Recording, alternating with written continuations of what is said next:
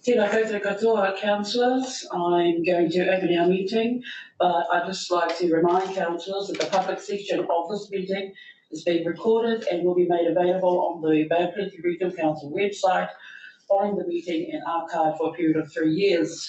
To those members of the public here today, all care will be taken to maintain your privacy.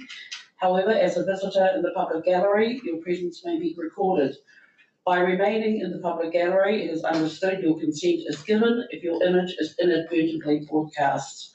I also remind all present that local government decision-making affords no protection to councillors, council officers and the public for comments made during meetings that are subsequently challenged in a court of law and determined to be slanderous. Moreira, kia ora koutou. Unfortunately, we actually closed our last meeting, so I now have to ask Councillor White if he can give us do our opening karakia for this meeting. Kia koe te tare. Kia ora mo tātou e karakia koto mo tātou.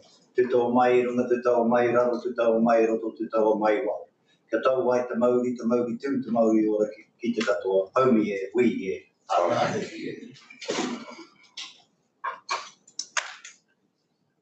Kia ora. We do have some members in our public gallery, so I'm going to just hand our rake to Councillor Eti to do a mihi to our manuiri. Kia ora. Kia ora e te tūru, tēnā koe, mana i ngā reo i ngā rangitira mā. A katoa au ki te mihi ki a koutou, ngā māngai o Waitaha. Nau mai piki mai ki te kaunihira a Toi Moana. Ko tēnei te tēpu, hei whakatako tō kaupapa mō te rānei. Nō reira, tēnā koutou, he mihi tēnei ki a koutou, e te koro e maru, pai ki te kite tō kanohi. Ai, o tira, nau mai, whakatau mai ki a koutou, ngā māngai o Waitaha. Tēnā koutou kako. Kia ora. Hara mai koutou.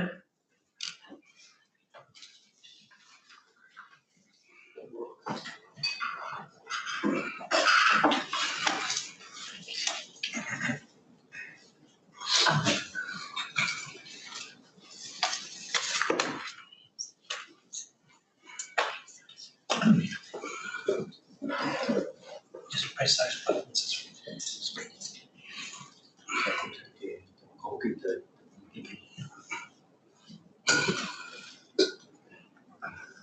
Tihi Maori ora. Tūtahi aki. Tautoko ake nā mihi. Aku mihia. Pare ki tō tātou atua. Tō tātou rangatira. Ataru. Aki a whakawāti ai. Te huarahi ke hui e tātou. Kia tūtuki whai anō hoki. I ngā kaupapa. Ke huarā i te aroaro. I tēnei ahi. Nā reira. Ki te rangatira e tau. Nei rā te ara whatai, mai te rangi ki te whenua e ki nā tātou katoa, ki te tūturutanga, te mātanga o te kupu. Nā reira ko nei, te mihi ati ki a koe, e te rangatira tēnā koe, tēnā koe, tēnā rawa te ki a. Huri ati rā nā mihi ki a koe.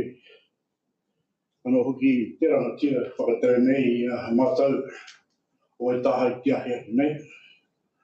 Kei te mihi ake ki a koe, o tira te ahutanga o tōku te noho, o koe te rā nā whaitiaki. O nā taonga, nā rawa, tuku iho, a koroma, a kui mā. Nā reira, ko nei, tāku mihi ati nei ki a koutou, kato. E mahi ana i nā mahi rangatira. Nā reira, hoki no, i nā te hu, tēnā koutou katoa. Nā reira, ka pauhia o tawa, tū poko whakahira, a hei, he ki iho, ki te whenua, he ki iho, ki nā pai tū o tawa, ki nā waimimi, nā tūpuna, a hene nui, a hene ui, ki rungi nā kirikiri, ko te kūhārua, ko te aroaro o te waihine, ko te kūata o te rangi kairuna, O tau te mauna, ko raparapu mo hoi te awa, ko hei te tupuna, ko taka kōpiri te tangata. O te pū tātara, te tūnui, tā huhu whakairinga kōrero, a tū te hiri, a tū te wana, tai tū te wehi o te mono punu e Maori. O waitahati, ko te awa te waka. Nō reire pune au, mihi atira, te whita katoa, tīnā koutou, tīnā koutou. Nō reira, tū whakaiti tēnei nā, e tū anō hoki i raro te korowai o te aroha. Ki tētahi o mātou, ana, o nā naro ati, i te tirohanga tangata, i te tirohanga konui, ara ki tō mātou kraua, pā, a tame no kōzu. A ko ia anō i tētahi, a he wani nea mātou, i whakakōkiri aki te taki, raupatu o Waitapa, i mua rā, i te oro o te roku whakamana i te tiriti.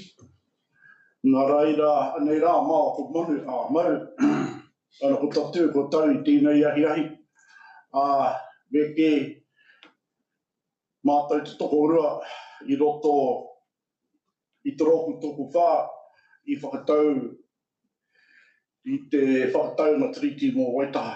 Nā reira, kuna iau e tū whakaiti i raro rā i nā whakaaro ki tō mātou kraua. Ia tame, ko ia rā te tauira mō te tū whakaiti. Nā reira, tēnā rā koutou.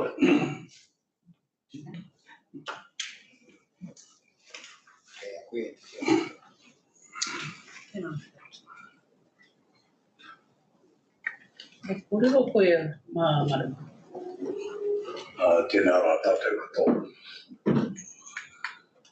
Nui te ko wāwai ki tēnā iwi ki tēnā. Ko mātu ki hau tēnei wai. Ko mātu whakau e, ko tū hoi. Nere taku manoa. Kia waita. Maru taps o tōku wa. Kia ora. Kia ora. Thank you, buddy. Oh, thank you, buddy. For the purpose of our councillors that are sitting around the table, and we did not have a translator for our councillors for your presentation. Engari, ngā mihi kia koe mō tō kōrero. To our councillors, we do understand that your kōrero today, and we have on our agenda item a request to hear your kōrero around the Papamoa Hills name change and the background you've given for that.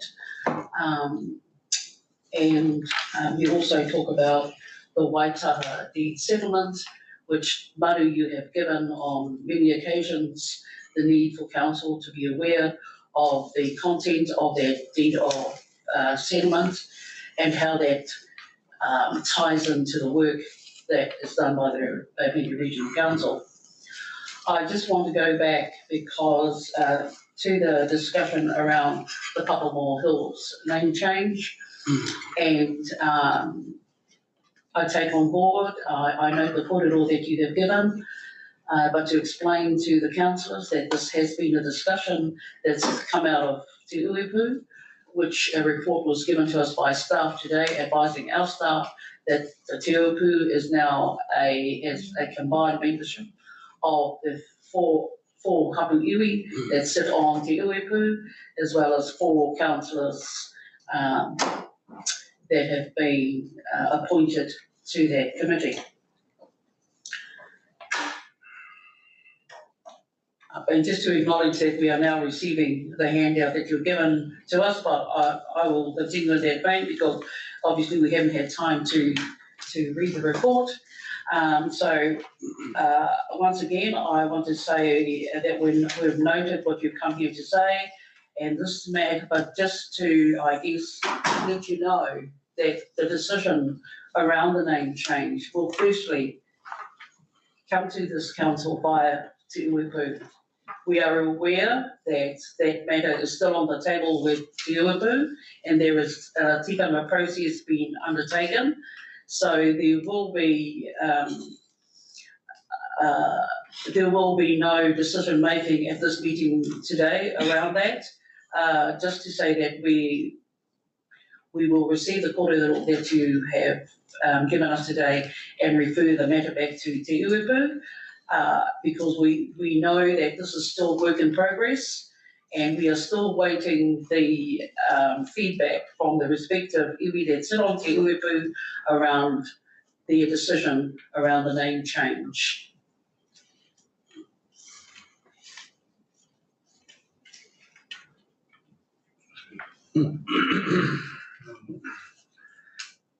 Tēnā koe, Madam Chair.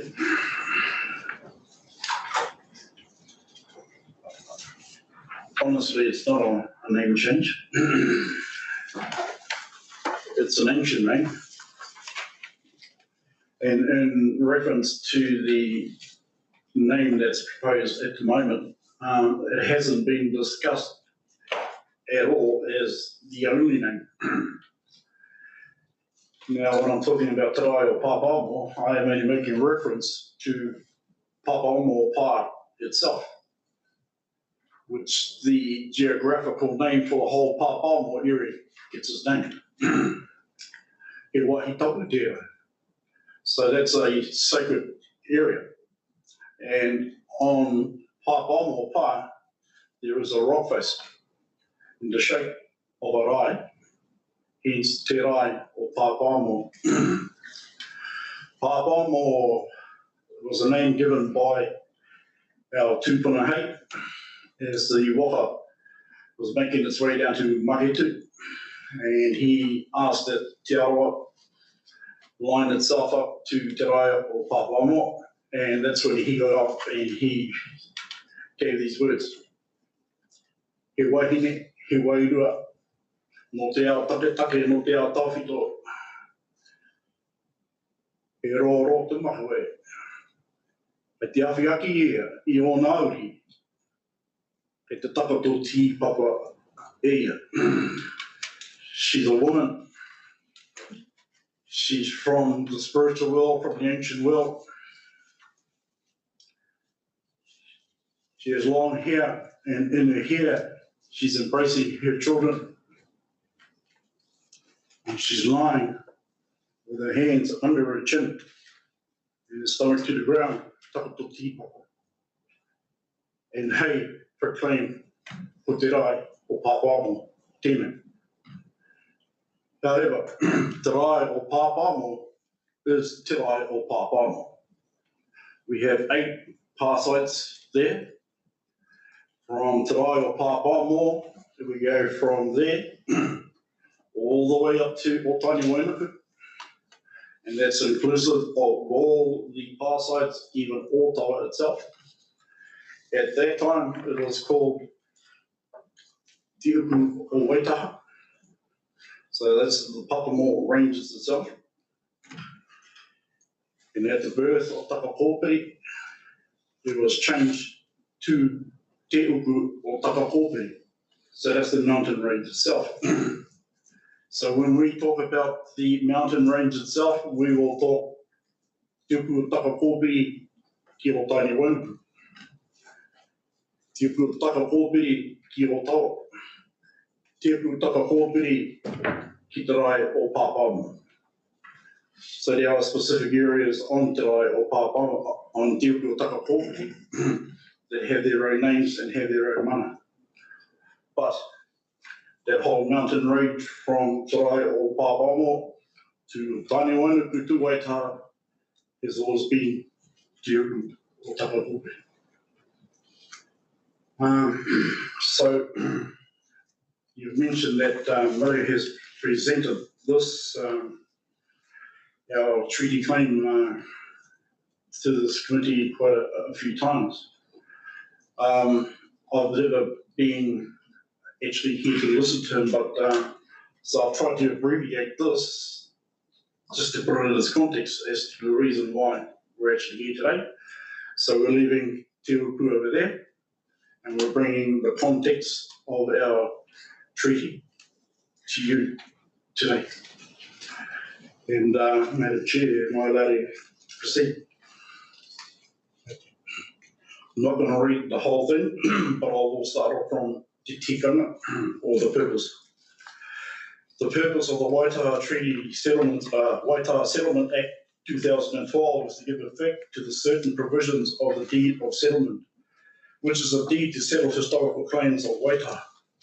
The Act binds the Crown accordingly. The Waitaha Treaty assets includes extensive natural resources consisting of waterways, natural reserves, including flora, fauna, and habitat.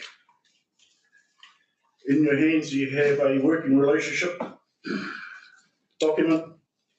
So this declaration acknowledges an agreement between Waitaha Āhei and the Bay of Plenty Regional Council to accept relationships between tangata whenua, the Crown, and other organisations are guided by the Crown's principles of the Treaty of Waitangi and to implement a wider application of the protection principles of Te Whakairianga Kōrero. Te Whakairianga Kōrero is a legislative document. Protection principles of Te Whakairianga Kōrero. The protection of waihi tapu, indigenous flora, fauna, and the wider environment of Waitaha lands, which are owned or managed by the Crown, local authorities, and their agents. The protection and the recognition of the Maori, which is the well-being of Waitaha sites of significance. The recognition of the mana, authority, traditions, and tikanga of Waitaha over Waitaha lands which are owned and managed by the Crown or by local authority and their agents. The accurate portrayal of the Association of Waitaha with areas of interest that are owned and managed by the Crown or local authorities and their agents. The recognition of the relationship of Waitaha with waihi tapu and significant cultural and historical sites. Te kua taka kōpuri ki te rai o Pāpamo is only one site. Te Whakairianga Kōrero is an overlay classification handed down by the Crown to Waitaha in its settlement. Whakairianga Kōrero encompasses Crown legislation guaranteeing protection of our Maori and our mana. Here is the overlay classification to Te Whakairianga Kōrero. This declaration recognises the overlay classification known as Te Whakairianga Kōrero as a statutory instrument with protection principles avoiding harm to or diminishing the values of Waitaha in relation to land with geographic features, lakes, rivers, wetlands, and coastal and marine areas that are highly significant to Waitaha and administered by the Crown and its agents. Deed of recognition. This is another legislative instrument that has been given to Waitaha. The Bay of Plenty Regional Council accepts the aspirations of the Crown's deed of recognition of the mana of Waitaha and recognises the cultural, spiritual, historical, and traditional association of Waitaha with lands and waterways under the ownership or management of the Council and its agents. Deed of recognition confirms mana. Statutory acknowledgement. The Bay of Plenty Regional Council accepts the aspirations of the Crown statutory acknowledgement providing for Waitaha governance entity, Te Kapu of Waitaha. That's who I work for, that's why I'm here today.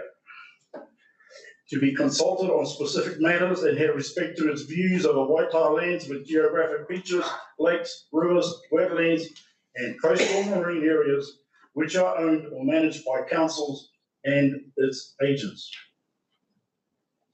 The Bay of Plenty Regional Council will be responsible for the encouragement of the public respect for the Association of Waitaha as part of its statutory duties and functions on lands that include geographic features, lakes, wetlands, and coastal marine areas that are highly significant to Waitaha. If you have the document in front of you, could you please turn to page 4?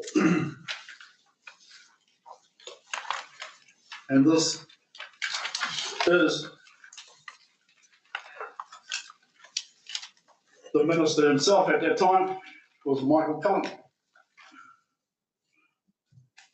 Local authorities have been advised of the government's support to develop an ongoing relationship with local authorities within the Waitaha area of interest, with the Minister of Treaty Negotiations, all parties to meet and discuss matters of common interest. In doing so, I hope that the Council and Waitaha will form an effective relationship based on mutual trust, respect, and cooperation for the benefit of those within the Council's area of responsibility in the wider Te Aroha region. The Minister also stated the essence of the request relates to the enhancement and the maintenance of an effective and durable working relationship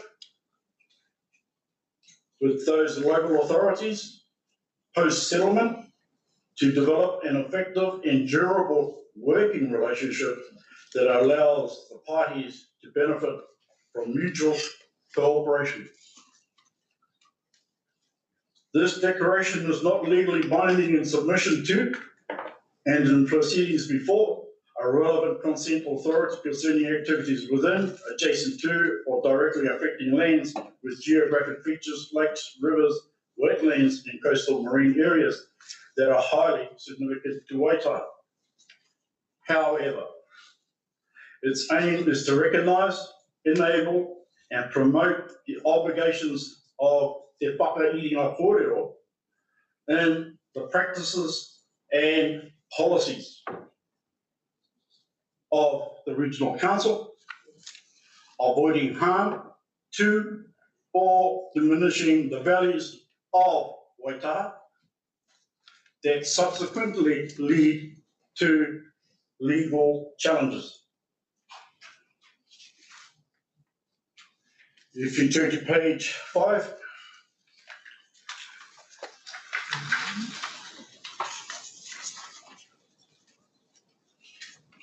this is where the document for Te Whakairianga Kōrero emanated from, and this is the substance that makes Te Whakairianga Kōrero a legal document and the rest of the legal instruments that are provided within. I heke iho I te rangi, te whakairinga o ngā kōrero me ngā taonga, mō hea tātou, we all know that all gifts and our treasures came from the heavens. Just to make it clear, that's from our Creator itself. Those gifts have been handed down to our ancestors, those gifts have been handed down to my parents, these gifts have been handed down to us. Inside our whare nui, we have a main beam running right through the whare nui, that's called Tāhuku Whakairinga Kōrero. And that's where our ancestors stood up. That's where the taonga that they were talking about, they came from our Creator down to them. They related that in their whai kōrero, in their utterances as treasures for the descendants. So from the meeting house, the Tāhuku Whakairinga Kōrero, it comes down to the heke, and from the heke, it comes down to the popo. It is contained within the foundations of the meeting house. Kia ora ai e taka ki te taha ki te he, so it'll never be lost or forgotten. And this is where the foundation of Te Whakairi Kōrero has come from. So as each one of our tupuna got up and spoke, they were talking about whakapapa, they were talking about history, they were talking about tauparapara, kiwaha, all those things that make us who we are today. So this is the foundation of Te Whakairi Kōrero. So Te Whakairi Kōrero descends from the heavens and reflects the higher process that guide waitaha. Te Whakairi Kōrero is consistent with the tikanga or waitaha and with the whakatauki that provides waitaha with guidance at the practical level while giving waitaha something to aspire to, grab hold of and hold on to. Te Whakairi Kōrero is not focused solely on the land, but is a reflection of the relationship of waitaha with the wider environment. Waitaha is the environment and the environment is waitaha. All understanding and kōrero descend from the heavens. These treasures are suspended from the tāhuhu before it is translated into wise utterances and conversations. The Crown acknowledges that in its dealings with waitaha, the Crown, I'll just go back again, sorry. The Crown acknowledges that in its dealings with the Crown of waitaha are guided by the values in the above statement and set outcomes that enable waitaha to be waitaha. And below that, on the same page, or page 5, we have all our values. These values at the moment are being reviewed and they've been turned into a document called Te Maori Toiora o Waitaha. Kia ora, Whare. I just want to, I know the kōrero you're giving us this valuable kōrero. Given what you've provided to us, I want to thank you because it actually takes us to a conversation that we're starting to have within council around how we work alongside Maori a lot better than what we've done in the past. I acknowledge what you're telling us and what has come out of your deed. I want to say that the acknowledgement that has been made by Regional Council is the Council has acknowledged the statutory acknowledgements that have come out of the Waitaha claim, and that those statutory acknowledgements are taken on board through the resource consent process in the development of regional plans and also in the development of policy. I also want to say that Council has supported the development of the Waitaha iwi management plan, albeit we're not there yet. So what I would like to suggest following your presentation is a discussion with Waitaha. Let's sit around the table of those who need to be around the table from Waitaha, from the Regional Council. We can start to talk about partnership protocols, relationship protocols. And I think this will give some assurance to yourselves and how the Regional Council are wanting to move forward and to have a more proactive role with the hapu and iwi throughout this region. I think this then gives you the opportunity to speak to Council of what that relationship looks like from your perspective. I thank you for your delivery today. Unfortunately, I have to close because we've got quite a full agenda and we haven't properly prepared for this late item. But Katarana has assured me that for us, she will make contact with you. We will arrange the meeting and have those necessary to be at that meeting to talk about how we can move forward to strengthen the relationship and partnership protocols that councils will start to look to provide better for moving forward. Nō reira, ngā mihi kia koutou, ki te haramai ki te kōrero kia mātou. We all know that the landscape is changing and and it's timely that you come to have that type of corridor for us to help us. Actually, we will be talking about that more later this afternoon. So it will be another, I guess, added thing that we can launch from to talk about how we're going to look at partnerships and protocols.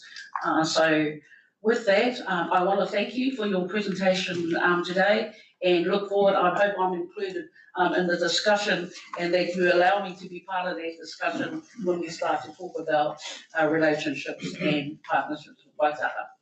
Kia ora. And I just see Councillor White has got his hand up. Actually, I'm going to allow all councillors, if you don't mind, to ask questions before you step back. Kia ora. Kia ora, Madam Chair. Mi ana ki a koe te rangatira te whanaunga, me koe hoki e te rangatira maru. He pai ana kiti o kōrua i te taha o Waitaha i tēnei rā. Hey, look, this is a pleasant surprise to me personally, because I've never seen this document, never really understood, I guess the position of the Waitaha. And I think this outlines it very nicely, and I agree with the chair that this requires a conversation to be had to further understand the depth of this relationship. I mean, this suggests in some ways that there has been, doesn't suggest, it says there has been a corridor in the past with government, it says there has been an arrangement with government, and it's something that I certainly do believe we need to reflect upon further. But as another discussion, I think, is appropriate to the time. But I appreciate your cordial to us today. Ngā mihi ki a koe. Can I simply respond? Fundamental part about it, I'll just fast forward prologue stuff. The fast forward thing is that when we went into the settlement, a key part to the settlement was social capital, not economic capital. And if you collaborate that with the world view, as well as the three quadruple planning, you'll find that our documents are quite important because we concentrated on social capital. You know, the feed aquafilters and all those, they all lie up there, up in the hills. Yeah. And that's critical to analyse as we prepare for discussions. Yeah. Kia ora, Councillor Clark. Kia ora, I'd like to thank you very much for presenting an excellent, resisting document that actually I see has been really, as a regional council, we're on a new pathway, and I think your document and the intention behind it actually is a great lead for us. So thank you very much for your presentation today. Kia ora. Thank you. Thank you for taking the time to come and talk to us and for providing this, because we haven't seen this, and it's incredibly helpful for us today. We do have representations from other iwi that have overlapping interests, and we have some partners in Te Uruku.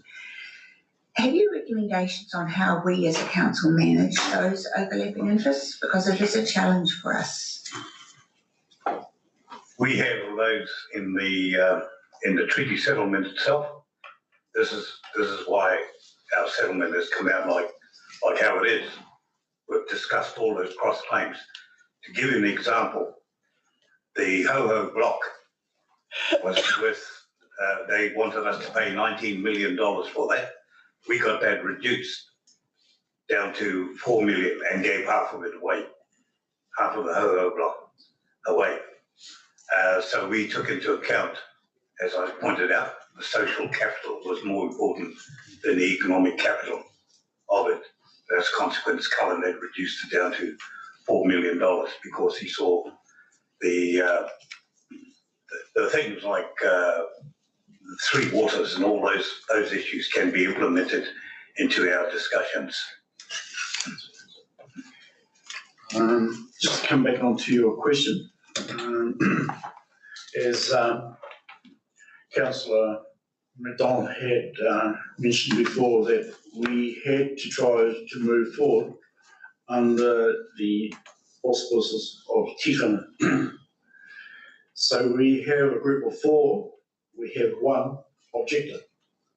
Naturally, put it to the vote, 3 against 1, majority wins. But we decided we'll do this on the tikanga. But the objector never came up with a response, or neither did he follow up with any kōrero. So hence we waited 1 month, 2 months, 3 months, 4 months, is to actually state, why are you objecting? And that was at the council when Councillor Brunning was here, when that member turned up, oh, same as you, yeah. And at that stage, Waitaha was still waiting for, what's your kōrero? And he walked out of here, still with no kōrero. So I stated to him 4 months ago, so you're the only objector here. You need to come and talk to Waitaha if you're talking tikanga. Waited. Came around to the combined forum, Te Upu, still nothing. Now we waited, even after that meeting. And a week ago, he emails me with the reply, we own Te Rai o Papam. And therefore, it belongs to us. So who are you to change the name? So I said, fine, let's carry on with the tikanga process. You organise a meeting, install none. Hence, we are here today because Regional Council is the landowner. Kia ora whare. Thank you for that. From my understanding, there was an understanding at Te Uepu that a given date was given, that the committee will wait for the response. We have not had the opportunity to come together again as Te Uepu as to what that is going to be. No doubt a decision will be made at Te Uepu if that information is not forthcoming. Albeit, it is a sad day for Māoridom when we step out of the process that we have put together to give the opportunity for Māori to play their role in a governance entity. That we now find ourselves that we're going outside of the entity into this forum. So hence my advice for us to go back to Te Uepu. Let us resolve it for the process that both iwi and council agreed to and trying to resolve. Let the delivery or the solution from this council, if need to be at full council, let that be an alternative if we cannot move forward at Te Uepu, from Te Uepu. As I was going to mention earlier on, I was going to reply to that question. Te Uepu was set up by Waka Burka, Waka. He suggested a name, an organisation just to come together. Caucus. That's what he recommended in that time. It had no legal status official. At the time there, Norm was the chairman of facilitating the body that we were talking about, setting up for the protection of the heritage park that was developed into a heritage park. And of course, that was highly important. But we were still restructuring at that particular time. But the treaty claims actually, once we get talking about the treaty claims, it'll become more clearer because we identified all historical sites, the battles we had with Fulton and Hogan, the battles we had with Historical Places Trust. In our settlement, we actually proved them all wrong. Kia ora kōrua. Kia ora koutou ngā mihi, kia koutou katoa.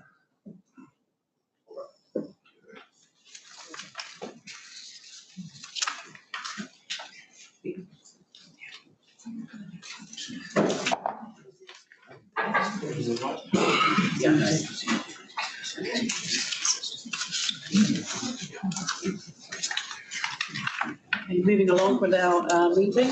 I'm just moving along now in our meeting proper. I just need to ask for apologies.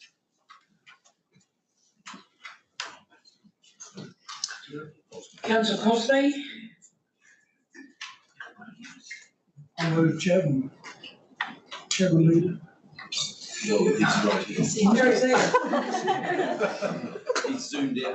I'll second it. Stay alert, Councillor Love. It's been moved by Councillor Brunning, seconded by Councillor Egan. Any against? No. Moved, thank you. We're now moving to our previous minutes, which are on page.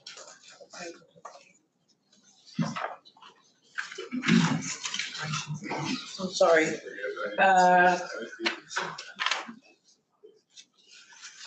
Before we move to the minutes, can I have declaration of conflict of interest? No? No conflicts? Okay. And now page 8. Is it? I guess we can move to page 8.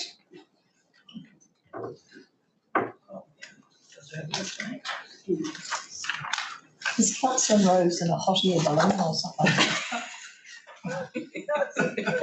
We're losing our concentration. Can I have a move for our the previous minutes, please? So moved. Second. Councillor Easy, seconded Councillor Thurston. Those against?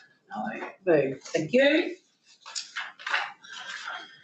Matters arising on those minutes? Yeah. No. Thank you. No. We're going to move to the Chair's report. I'm going to let Katarina lead out on that, and I'll help as well. Tēnā koutou katoa, tēnā koe te tiamana. Thank you for your patience, everyone. I'll just draw your attention to page 19, which is our first item in our Chair's report. And this item is about flying the New Zealand / Māori flag. A request was made at our last Komiti Māori by Councillor Iti to bring this matter to this committee to look at whether Council would approve flying the Māori flag on a regular basis, that is daily. We were the first council in the country to adopt a policy to fly the Māori flag way back in 2011. We subsequently extended that policy. So that was to fly it on just Waitangi Day. We extended that policy to fly it on other days of significance determined by Komiti Māori, such as Anzac, Matariki, or tangihanga of important people. And now, given the landscape that we have in Aotearoa, our councillors, through Councillor Iti, has asked whether our council would fly the flag every day. In terms of practicalities, we do have 3 flagpoles with 1 spare in 2 of our sites, and we don't have a flagpole in Rotorua, but we can get one if that is the will of our council. So in terms of the infrastructure, we can accommodate the request to fly it on a daily basis. In terms of complying with national flag conventions, we've looked into that. We've had our legal team have a look at that, and we can comply with that relatively easily. We just have to make sure that we follow those protocols when we fly it. For example, one of the protocols is that we need to fly it alongside the New Zealand flag, which we can do very simply because we fly the New Zealand flag every day. So this report is just seeking your views on whether our council would fly the Māori flag. Just as a point of interest, Nelson Council, when they adopted approval for Māori wards, adopted at the same time to fly the Māori flag because they felt it went hand in hand. So kia ora koutou.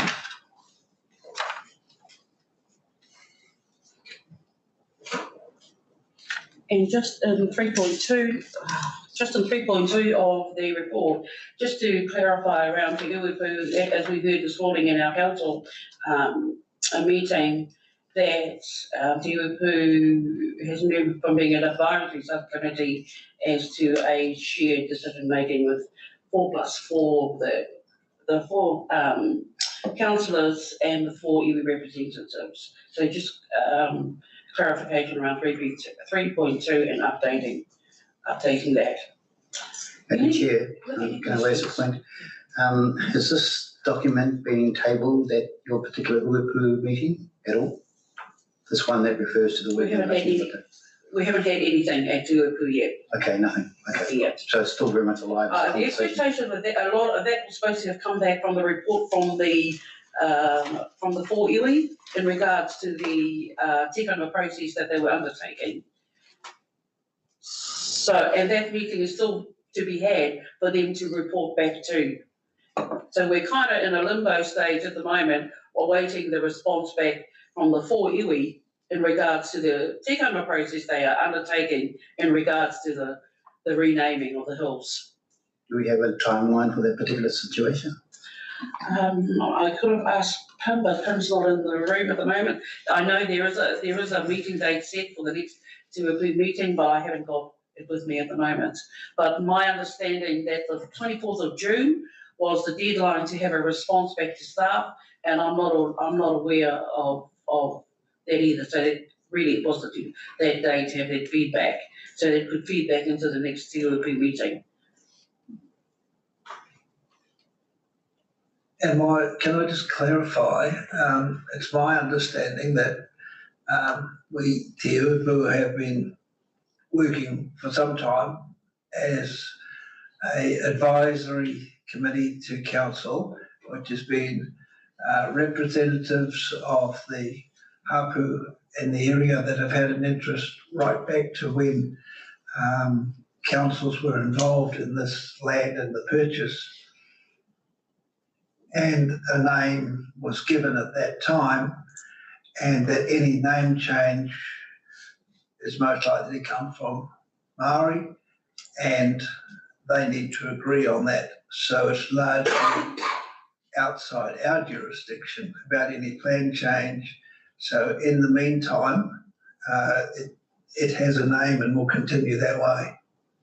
Correct. I'm happy to. Madam Chair, can we're swapping around a bit here. Yeah, we jumped really quick. Could I just have an explanation of what our Maori councillors interpret the Maori flag to mean? Oh. Yep, I can give you an interpretation from my perspective. The colours themselves, I mean, the koru is well known in the context of how that transacts to a matter of connection with nature and life itself. But the colours, as I understand it to be, reflect the relationship between Papa Tukunuku, Mother Earth, Ranginui, Father Sky, so the red and the black, right? The earth and the heavens, and the white reflects Te Ao Marama, the Lord in between. And Māori relate all those things in a whakapapa that connects them to all things, to heaven, to earth, and everything in between. And the symbolisms they use to make that whakapapa connect are the deities or the atua of certain things. So Tangaro, the sea, Tāne and Mahuta, the forest. And in that respect, there's a whakapapa relationship of those as brothers, their children are first cousins, and so the whakapapa continues. So the kauri tree and the whale, for example, are cousins, and therefore how the blossoms may bloom on the kauri tree and how the migration of the whales might happen. There's a timing and an observation issue. So, and of course, as people, we relate to all things. So the flag represents all of that: earth, heaven, Te Ao Mara, the world of light, and everything in between.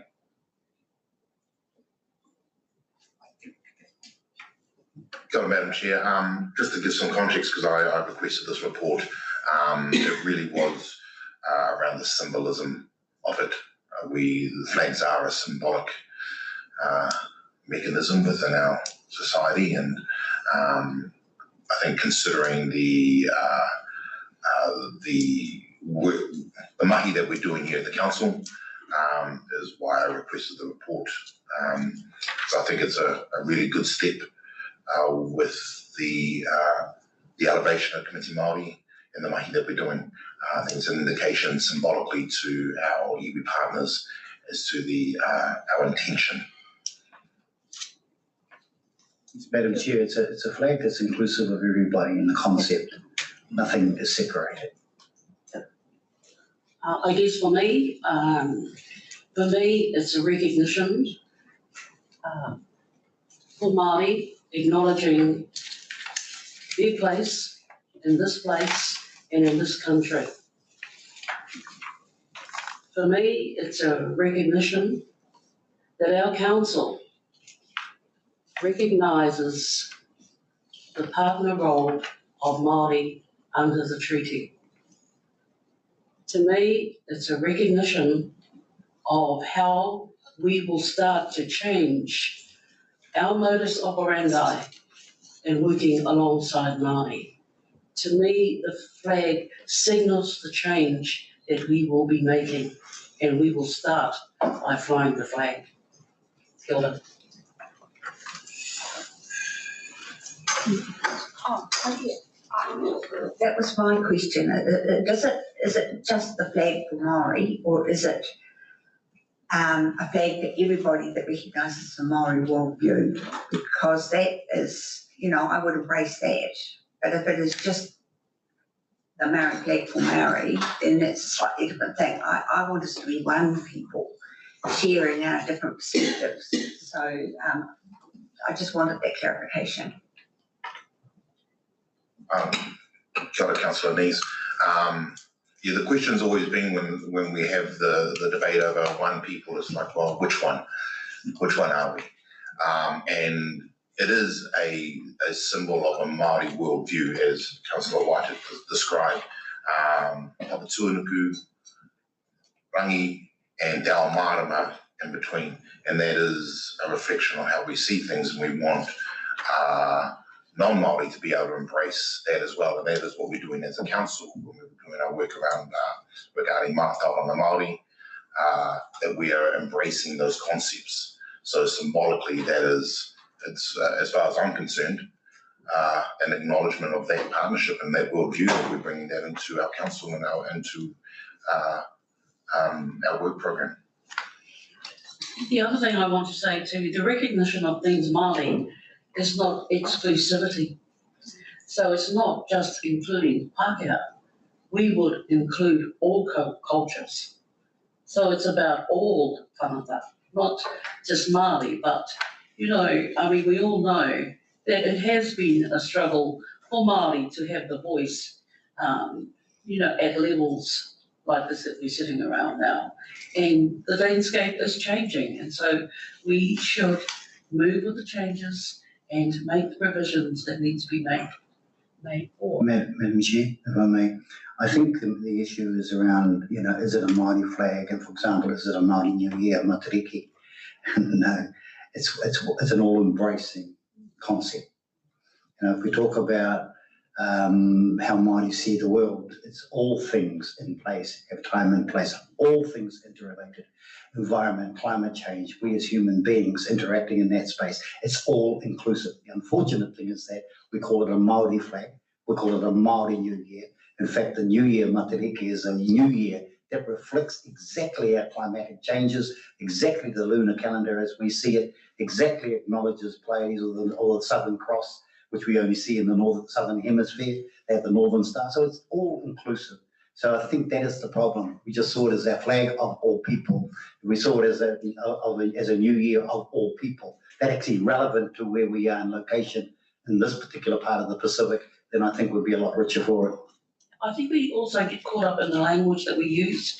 We really need to think about the language that we use when we're talking about these, because, the flag, what we're referring to is the New Zealand Māori flag, which is inclusive of all of us. Andrew. Yeah, thank you, Madam Chair. My concern is one of perception. I hear the kororo here, and I embrace it, no problem there at all. But we are and we have to be all New Zealanders. We really do have to be. I know that you say that the Maori flag does that, but it's not perceived to. And we have to be very careful that we don't, what's the word,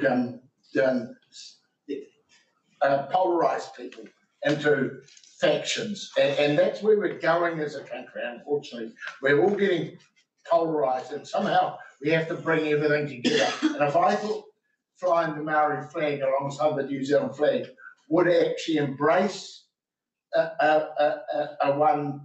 partnership, and I'm all for a partnership. That doesn't say that it has to be a 50, what the partnership is, but a partnership is working together as one people. And I'm really worried where this country's going at the moment, that we're polarising factions apart. And I'm not convinced that flying the flag will help that. That's my problem. It's not within this council that I see it as an issue, because I think we're all on board within this council, actually, that we all have to work together. And I think we've shown that we can do that. But it's that perception outside that worries me. So that's where I'm coming from. Thank you. Yeah, highly practice potentially discussion, but hey, no time to the space. I'd rather only have probably one flag up there, and probably if you ask me where we're going, I'd probably have the tino ranga sitting up there in place of the Union Jack, because I'm now 8th, 9th generation New Zealander. Those things of British heritage just long gone from my past. I have no relationship back there. And so I'm also somewhat conflicted about Tuanuku and Rangi and all these great symbols of being, and here we stand up to karakia, to an old Jewish religion that we somehow incorporate into our society. I kind of struggle with that a little bit. But I just like to see an evolving national identity, and I think that we can do it quite rightly so. So I guess if I was asked, I'd probably put the Tira Whanga there, but I'd probably put the Southern Cross on there, because we all got steered here on that. Probably reasonably comfortable with that. So kia ora from me. Madam Chair, may I just make a call? Sorry, Lyle. No, you go, I'll come in. Yeah, just because of the comment was made about the prayer and karakia.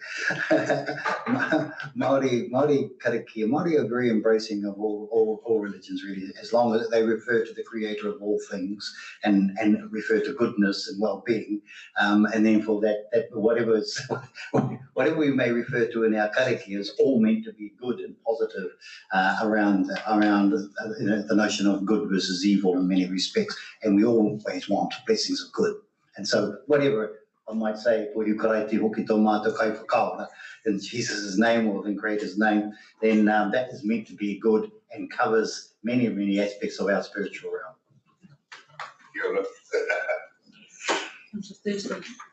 Kia ora. I'm not going to die on a ditch over the flag, but Andrew, I've got to say, it looks a million times better than all those ones that your friend John Key put up a couple of years ago. So, if push came to shove, I would have given it a vote then.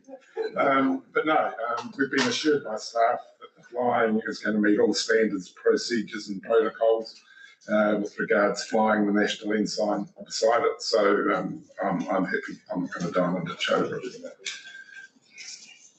Madam Chair, just thank the councillors for their explanation. That's all I wanted. I didn't want to go into a big debate around it. I accept it, and you don't have to be defensive about it. I'm prepared to move that recommendation. And I'm prepared to second if I can add my 2 cents.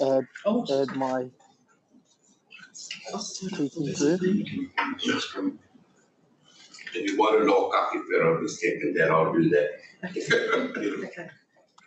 Before I actually move it, before I actually move, we have got Councillor Rose who wants to speak.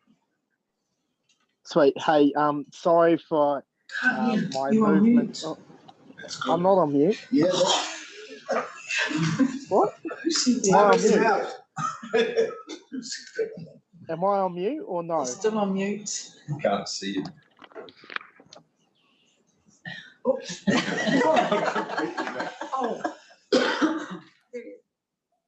Right, is that better?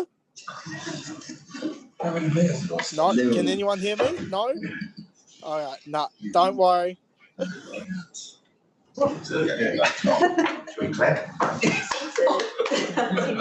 supposed to be the techno guru out of all of us. Silent mood, is that? Charlie, yeah, it's funny. Madam Chair. Councillor Thompson? I support the recommendation. I think this is our first opportunity to look at this way the system is going to work, and this is couched as a recommendation to the Strategy and Policy Committee. Given what I suspect is going to be a fairly unanimous view, there may be a couple of, maybe some dissenting voices, I really wonder whether, we can make this just a recommendation. If it's, got pretty much full support, what really would be the point of it going, I guess, to strategy and policy? But, we have to think those matters through. I'm of the view that, and thank you particularly Councillor White, I'm of the view that we're at a threshold in time. It's challenging, and but I'm old enough to remember the feminist movement. That was challenging. But God, my goodness gracious me, look where we are today. Still some considerable way to go, I should say. So I think we are at a threshold. I think the Regional Council can play a leadership role, not that I particularly like that word, but I think we can. And I think our communications around this are really important in terms of what we understand, what the symbolism actually means, and particularly the embracing of Te Ao worldview is one that I fully embrace. And I'm sure many of us do in terms of what that actually means. So I'm in support of this recommendation, Madam Chair. Stacey? All right, now can people hear me? What? Recorder's voting.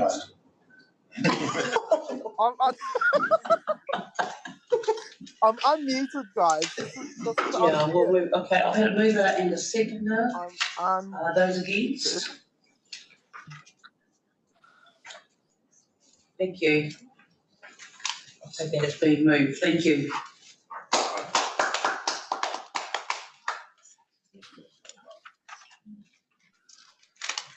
Oh, sorry. When you're getting us a flagpole and road, can you also get us some car parks? And a meeting room. And a meeting room that can take all council. Can we get Catalina to finish your report, please? I think we should put that down to Jane. Thank you for your indulgence again. We've covered off the second matter, which was the uipu. We've got some actions to follow up. Thank you. The last item in this report is again a request that came through the last Komiti from Councillor MacDonald to provide some background information on the Ōpihi block subdivision. We have our lieutenant in the audience available to answer any questions. She's our principal advisor and consents. Thank you. Thank you. This matter's before the court, so this is just for information, but are you the one that wrote this report? Because somebody wrote this report for us, which is the Regional Council view on it, and it's got a personal recommendation in it at the bottom, saying I think this, and when we get reports like that, it's quite good to know who it is that's actually writing it. So I just wonder if somebody could tell me who was the author of the report there. Yes, that was Nessa's deed, and he's actually just on his way down, so he'll be here in a second.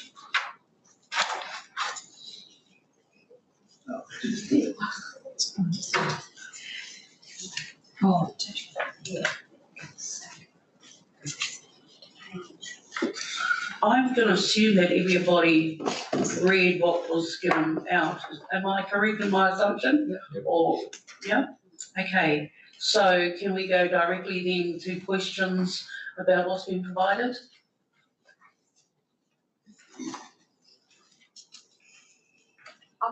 No, well, I've had my answer that Nessa was the one that wrote the report. I just wanted to know who had written it. And as far as anything else, I believe this is before the court, so it's not based to exclusive you. Kia ora koutou. So yes, correct, the current resource consent application to implement the structure plan, I think I said it goes up for pre-hearing the 29th this month to really determine whether the appeal should proceed, whether there's any case for an appeal, essentially.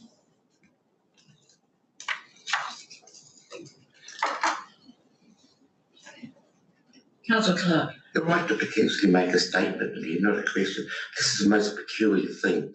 And in an environment where there are some sensitive relationships between Maori and Pākehā, I can say with most certainty that the wider Pākehā community in this particular instance has a great deal of sympathy with Opihi remaining the way it is.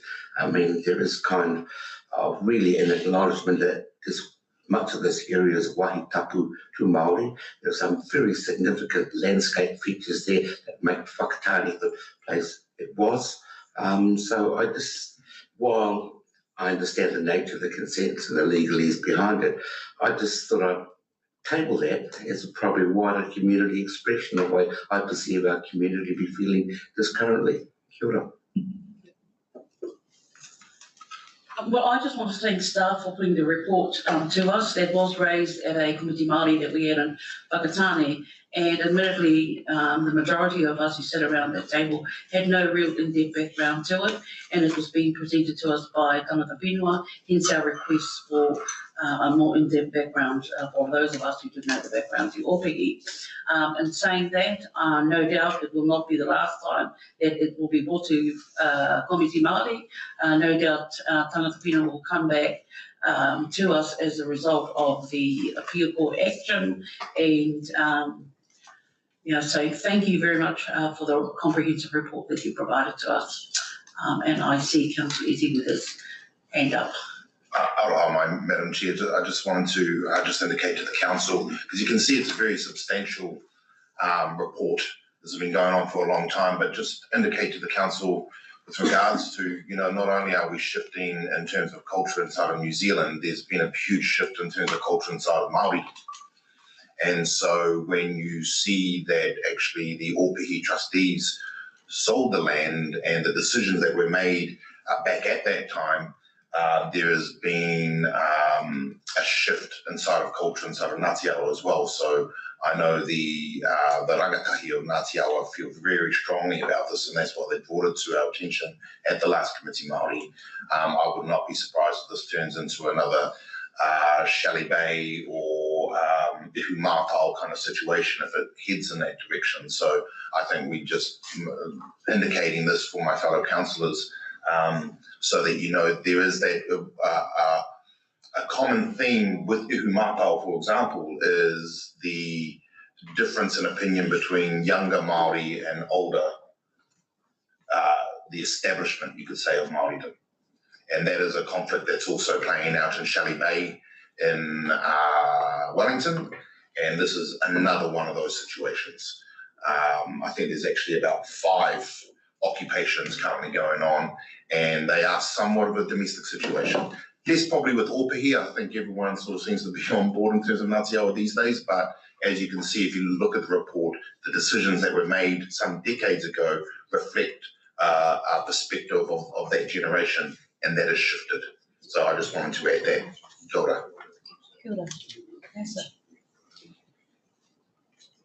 Kia ora. I just maybe to clarify that I'm not too sure. I don't think we can say it was the Opihi trustees that sold the land. So the Opihi trustees are separate to the trustees that owned the land at the time. I can't say whether the trustees at the time that sold the land were also trustees of the Urupa. And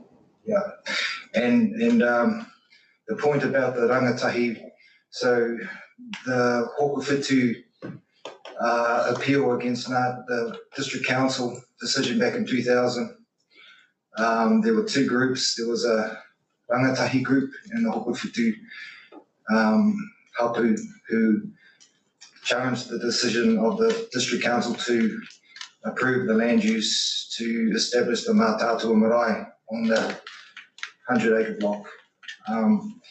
They never went ahead in the end, but that decision dealt with two factions, the rangatahi and the hapu. But as you know, the Mātātua whare is Burururas is now. But yeah, there's a lot of history, and in that particular decision, one of the key findings was that the 100-acre block, according to the court and according on balance of all the evidence that was presented, wasn't a wāhi tapu. That was what was laid out in that decision. Kia ora. Thank you, Nessa. Well, that brings our meeting to an end.